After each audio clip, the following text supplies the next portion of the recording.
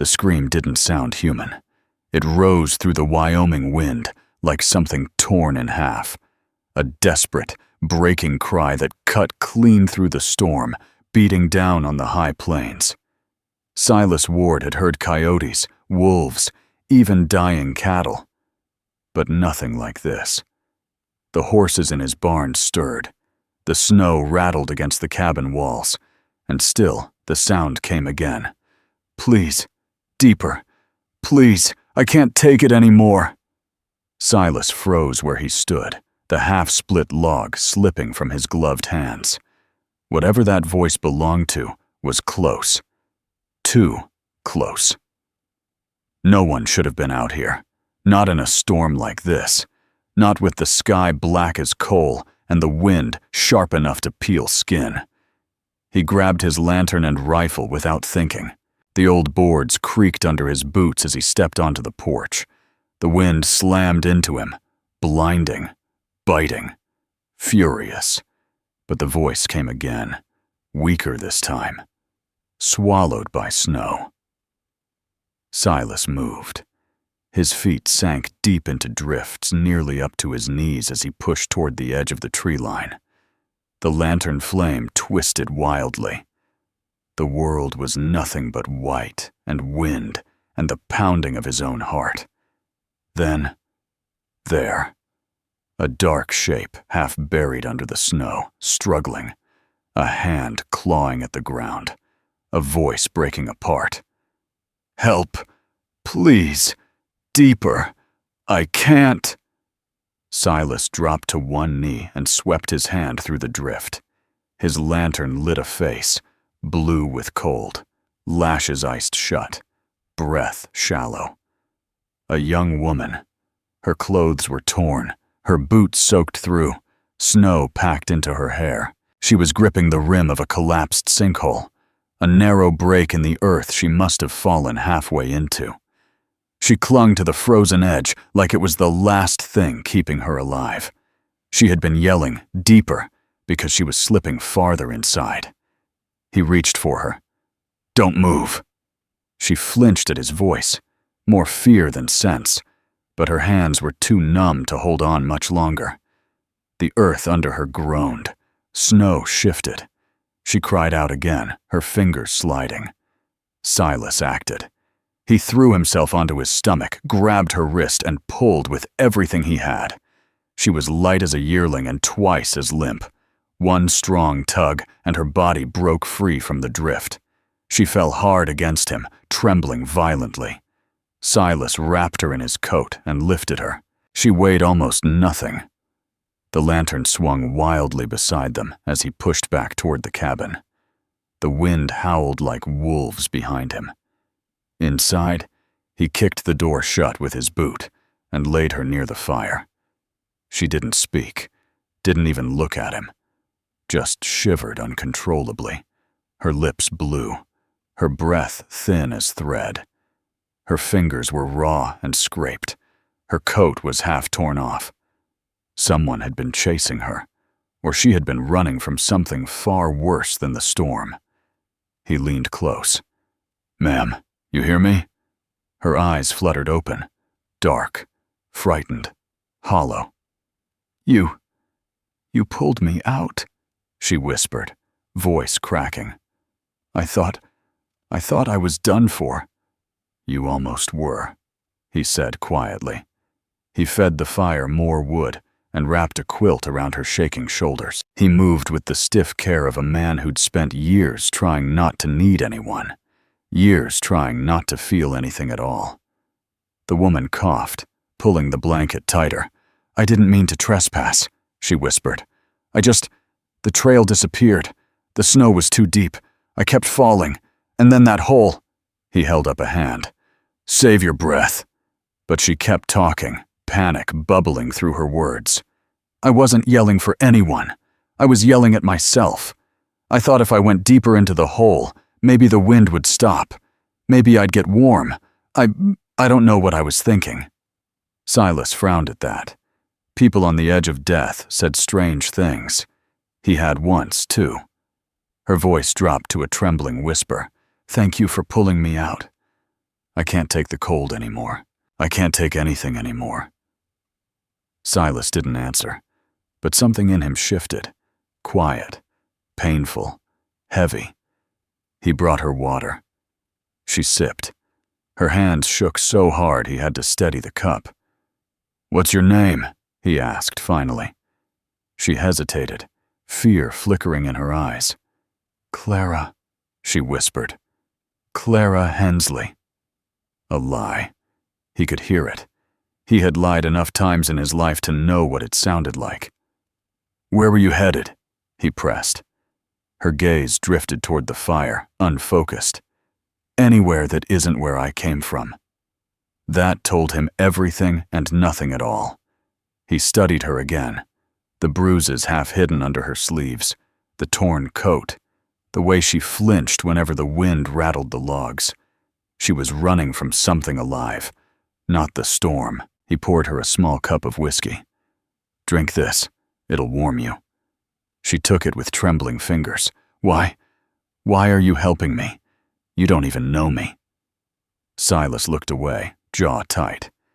"Because 3 years ago," he said quietly, "someone needed help, and I wasn't fast enough." He didn't say more. He didn't have to. The storm raged against the cabin walls. The fire cracked, and Clara's eyes softened, not with trust, but with the fragile understanding of one broken soul recognizing another. Silas stood slowly. "You'll stay here tonight," he said. "Storm's only getting worse." She nodded, exhaustion dragging her down into the quilt, her breathing shallow but steady. Silas watched her for a long moment. He didn't know who she was. He didn't know what danger followed her. But when she whispered those desperate words in the snow, "Deeper, please, I can't take it anymore," something inside him had finally moved. Something he thought was dead. And he didn't yet realize. That cry wasn't the end of her trouble. It was only the beginning of his. The storm broke at dawn, not softly, more like something ripping open. The wind died. The sky turned a bruised purple, and the world lay buried under a silence so thick it felt wrong. Silas stepped outside, boots sinking into the new snow. The cold bit deep, but nothing like last night's hollow, killing cold. He scanned the tree line, every instinct sharp. Whatever Clara was running from might have followed her trail before the storm wiped it clean. When he stepped back into the cabin, Clara was sitting up near the fire, wrapped in his old quilt. Her eyes tracked him the way a deer watches a hunter, not sure if it's safe to breathe. "You made it through the night," he said plainly. She nodded. "Thanks to you." Silas set a tin cup of coffee in front of her. She reached for it, hesitated, then took it with both hands. "Your clothes are still damp," he said. "You'll stay here until they dry." "I shouldn't stay at all," she whispered. "I've already caused trouble." "You nearly froze," he replied. "That's trouble enough." Clara looked into the cup, her voice trembling. "You don't understand. If they find me, I don't know what they'll do." Silas's jaw tensed. "Who?" Clara swallowed hard, her fingers tightening around the cup. "Men. Men who think I belong to them." Silas didn't answer. He just sat across from her, silent as stone, but his eyes sharpened. He'd known men like that. He'd buried some. Clara looked up suddenly, a flicker of panic passing through her expression. "Last night, did I say something strange? I don't remember. Everything was spinning." He studied her for a moment.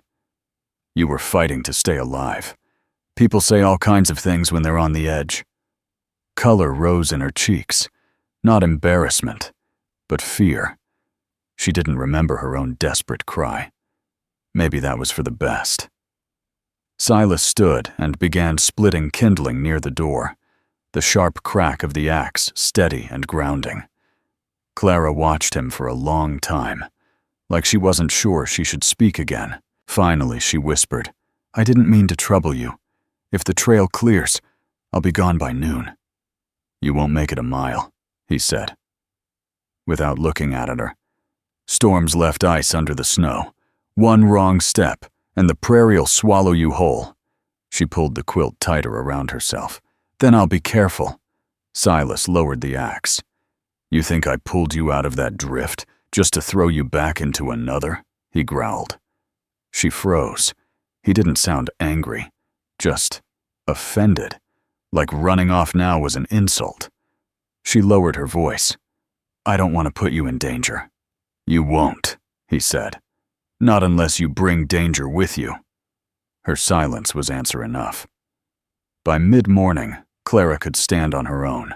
She moved slowly through the small cabin, touching nothing, but studying everything.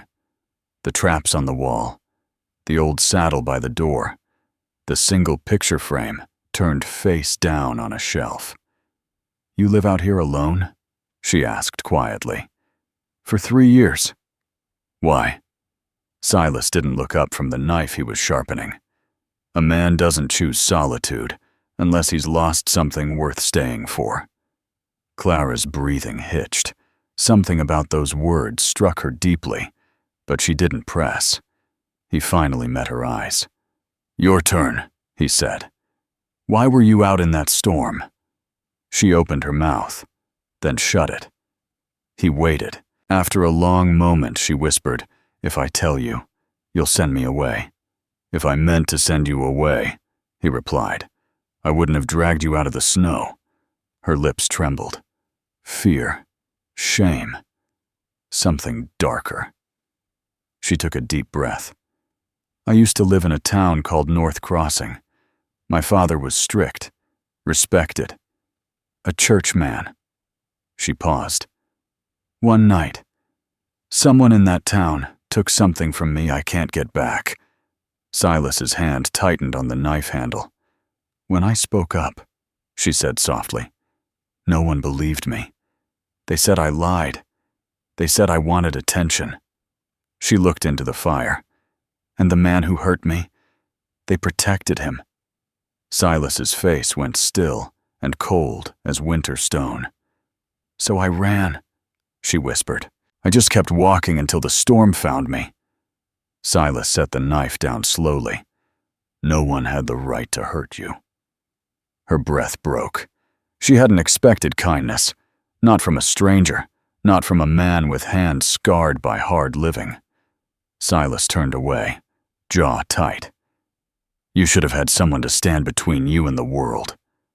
Clara wrapped the quilt around her shoulders, like she was holding herself together. "It's too late for that." "No," Silas said quietly. "It's not." Something fragile passed between them, trust beginning to breathe, just barely. But then, a sound snapped through the air. Both of them turned. Hoofbeats, faint but real, coming from the ridge north of the cabin. Clara's face drained of color. "No, please, not already." Silas grabbed his rifle and moved to the window, peering through the frost. 3 riders, dark coats, fast horses, not travelers, not friendly. Clara backed against the wall, shaking. "They found me. Silas, they found me." But Silas didn't move from the window. His shoulders squared. His stance shifted. His grip tightened on the rifle like it was part of his arm. Then he said the words that made Clara freeze where she stood. "They're not taking you." Clara stared at him, breath trembling. "Silas, you don't even know me." "I know enough," he said. His voice was calm, dead calm, the kind of calm that came right before a man did something irreversible. She shook her head, terrified. "They'll kill you." Silas stepped toward the door. "No," he said quietly, "but I know what they'll try." Clara reached for his arm. "Silas, please, don't do anything foolish." He stopped, turned, and for the first time since she'd met him, she saw the ghost of who he used to be. A younger, hotter-tempered man, who had buried both rage and grief under snow and silence. He took a slow breath. "What I'm about to do," he said, "ain't foolish. It's necessary." The riders came into clear view. Silas's eyes narrowed. Clara grabbed the edge of the table for support. "Silas, please, deeper inside the cabin. Go deeper. Hide with me. You can't face them alone." Silas didn't blink. "No one's hiding," he murmured.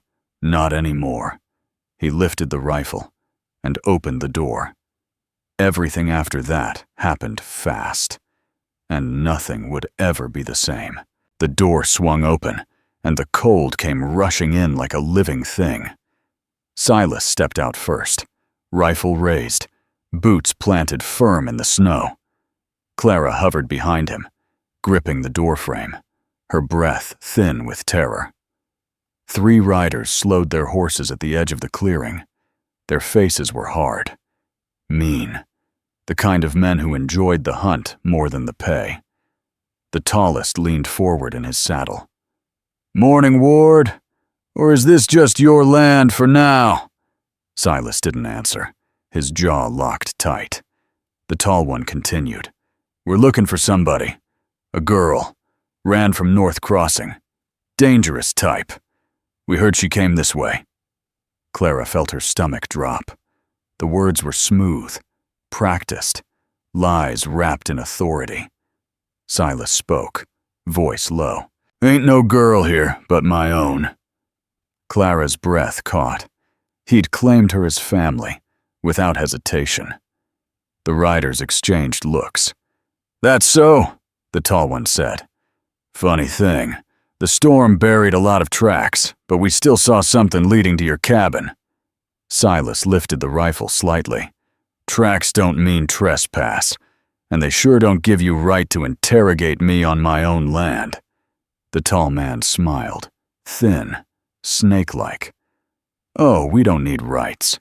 We were paid real good, enough to keep digging deeper until we find what we're after." Clara trembled. Silas didn't move.